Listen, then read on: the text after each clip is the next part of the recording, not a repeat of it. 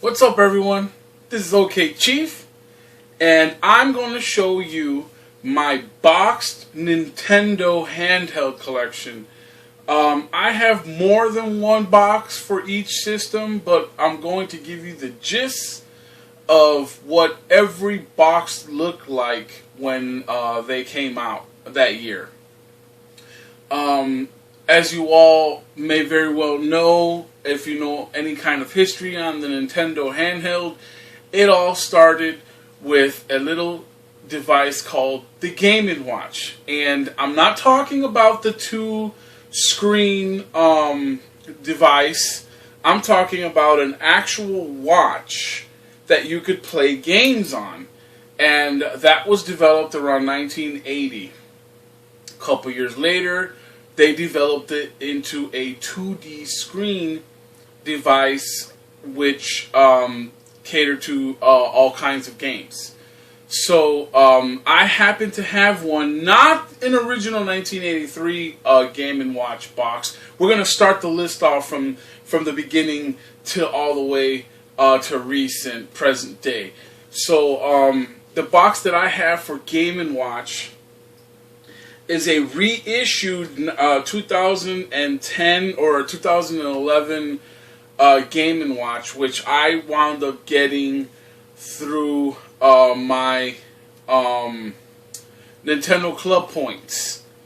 And this is basically what they looked like. They looked like this. And this one is in pristine condition. Of course, it's not an original box, but this is what I have to show for the Game & Watch. I don't have one personally. I am looking for one on the cheap because they're really expensive. So this is a 1983, let's pretend, Game & Watch box. It is in there. For all of the boxes I'm going to show you, I do have the actual systems to all of them. Hell, some I have 9 or 10 of, like my Game Boys, my original Game Boys. I have more than 10 Game Boys. But I don't have boxes for all of them. But I do have one for each box that I will show you. And for the most part, this is a 1983 Game & Watch. I'm going to show you the Nintendo original Game Boy next.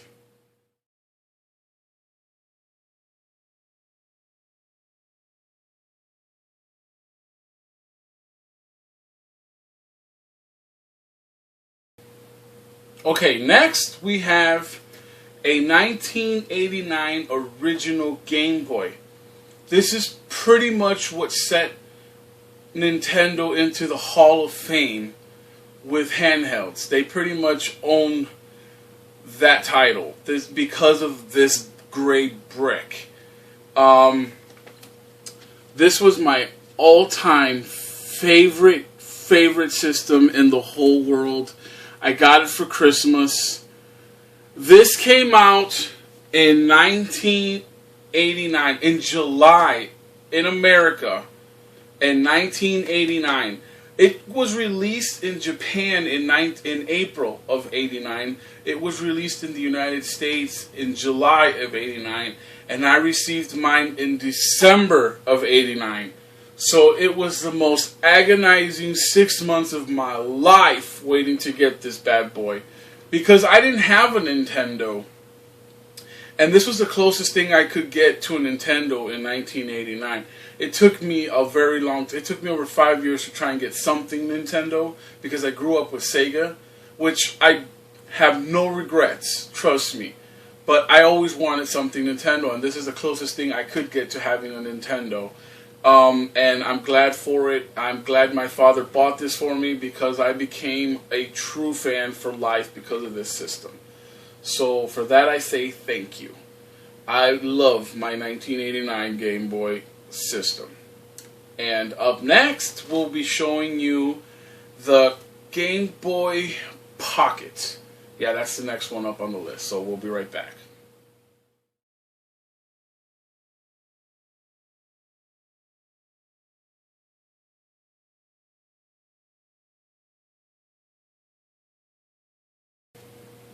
Okay, next up, we have the Game Boy Pocket. This came out in 1996. It's the same as the brick. Nothing special on the back, but it is just a smaller, thinner version of the original Game Boy. Nothing special about it. It plays the same thing. Came out 7 years later after the original Game Boy. Took them a while to slim it down, but then after that 7-year period, we got the same black screen, same everything, just thinner, smaller, lightweight. And there is the Game Boy Pocket from 1986. Next, we will be bringing up the Game Boy Color. We'll be right back.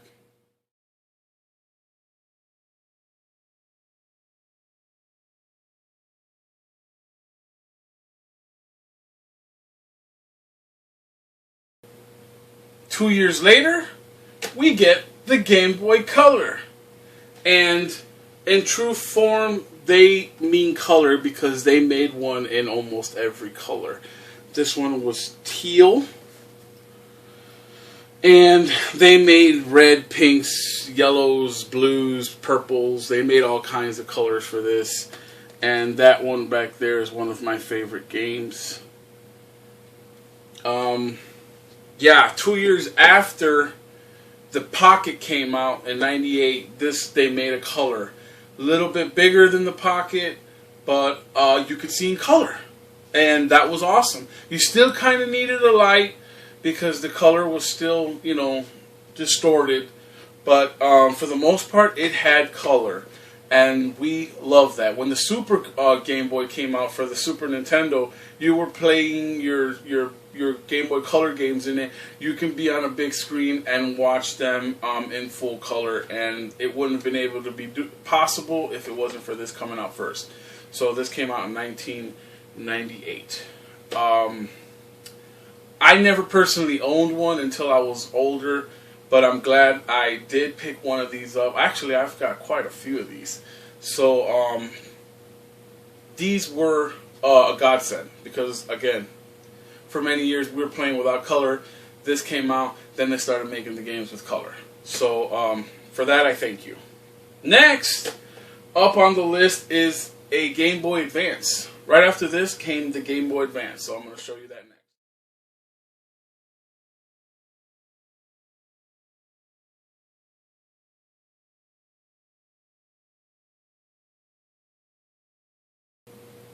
We have here the Game Boy Advance, which came out in 2001, which was awesome because you can integrate it with your GameCube if you had the adapters, the ever so elusive adapters for these. Yeah, these were a great system. The color, the LCD screen on it, or the LED screen on it, phenomenal. Couldn't beat it. I love this system. It was a step up from the Game Boy Color. The games were phenomenal. You couldn't beat the games on the Advance. Once these Advance games started coming out, oh, just a notch up. You know, Nintendo stepped it up with the Game Boy Advance, and I'm glad they did. Because the next one after this one was such a great system, and I can't wait to show you that one next. But before that one, of course, in 2001 came the 62-bit Game Boy Advance. So I'll bring you the next one up next.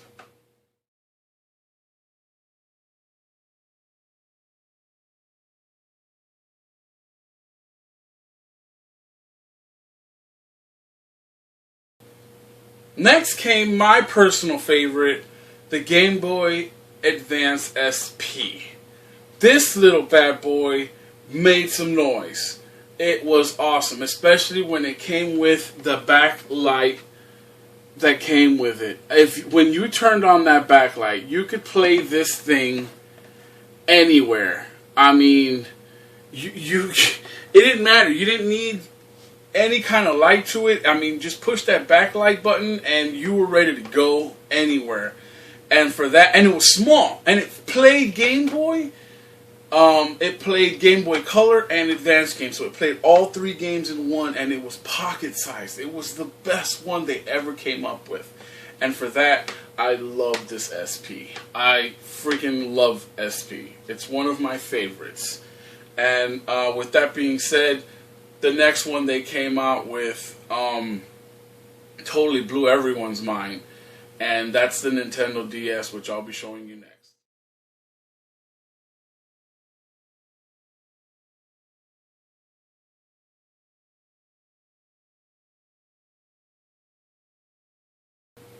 One of my personal favorites, the other gray brick, the Nintendo DS.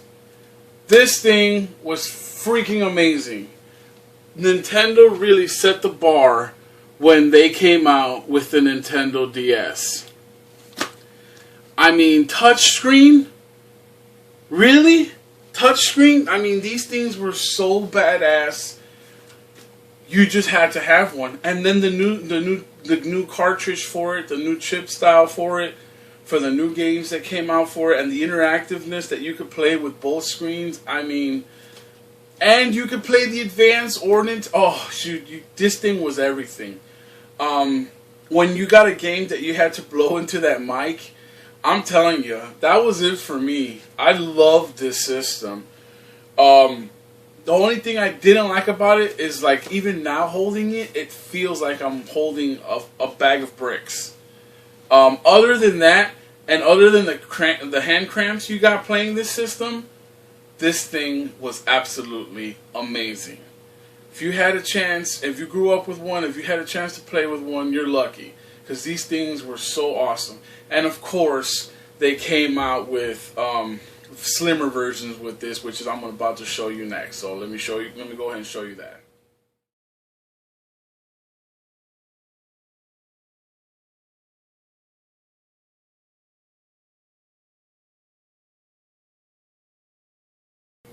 In 2005, Game Boy or Nintendo snuck in a Game Boy Micro, which was a tiny, tiny little system, kind of like the SP. This wasn't, unlike the SP, this wasn't able to play the Game Boy games. It just didn't have the balls to play the games. But it did manage to play all the advanced games, and that was freaking amazing. I've played this. I absolutely love this one.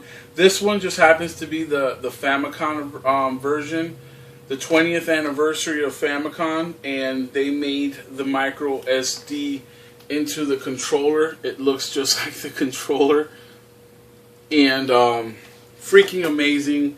I personally, playing with it, would much rather play with an SP because it's just bigger grips. But this is great for nostalgia reasons, and for that reason, I bought this very, very nice, complete in-box micro 20th anniversary edition Famicom. So right after this one came out, they made a slimmer version of the DS, which is the DS Lite. So I'm going to go ahead and show you that one.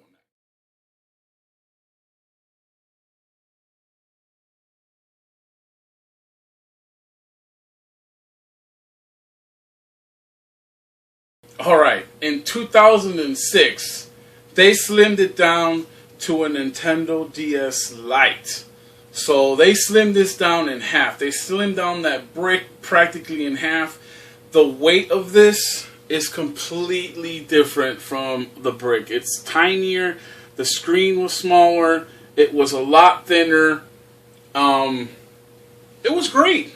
I actually like this system over the DS because it did everything the same but just smaller, lightweight, didn't get as many hand cramps. Which I freaking loved that it didn't give me a hand cramp. But then, a year or 2 years later, they came out with something else, something bigger, and they took away the feature with the advanced games. So that is, I believe, the DSi. So I'm going to show you that one next.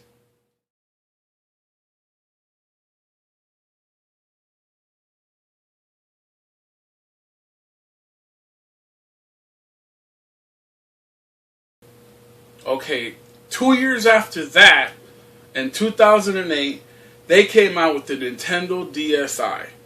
And the DSi was awesome. It had both inside and outside cameras, which for some reason everyone loved.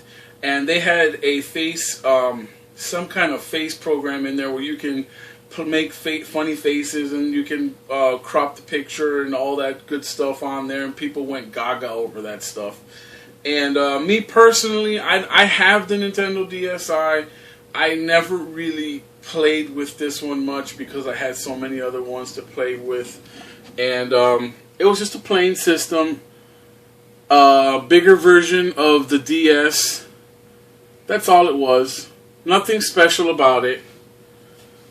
There was nothing special about this one, and it moved on quickly because after this one they just decided to make it bigger, and that's the DSi XL, which I'm going to show you next.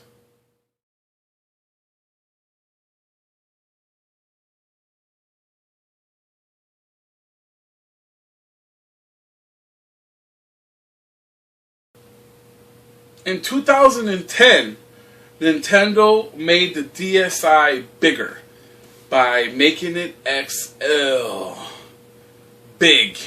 They made it big. The screen was bigger. It was a little heavier, but not too much heavier where it's not uncomfortable. It was actually perfect. They nailed it right on the head. The screens are just 90% brighter and bigger, and just everything was better on an XL. So if you had your chance to either pick from the regular DSi to the DSi XL, you should have picked the DSi XL because you're not missing out on anything on the DSi. And this one happens to be the 25th anniversary edition of Mario or Nintendo, period. And I picked up this version, and if you can see back here, that's what I was talking to you about, how much bigger these were. These are a little harder to come by. Pick yourself up one if you see one of these, because these are freaking sweet. I'm telling you. The XLs are awesome. And as you all know, after the DSL or the DSi XL came the 3DS. The new revolutionary 3D systems came out, which I'm going to show you next.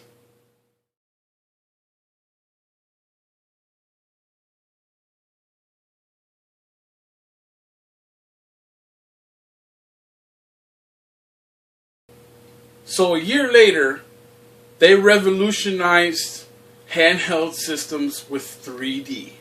3D everything coming out. And Nintendo had to make something to catch up with the times, and they did with the 3DS system in 2011. They hit the nail on the head with the games that came out for this. This was awesome. Tiny, first ones that came out are tiny as hell.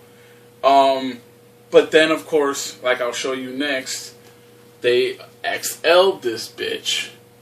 So this is the original 3DS. Fun system, all around fun system, but of course, like everything, it gets bigger, and bigger is always better here in Texas. And when it went into XL version, I just had to jump at it, and I can't wait to show you the next one.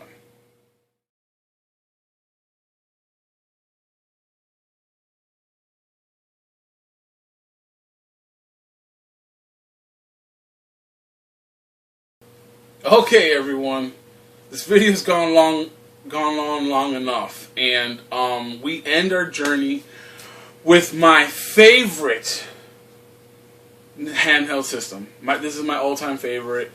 As of recently, it's been my favorite because 1, it's 3D, 2, it's XL, and 3, it's Nintendo.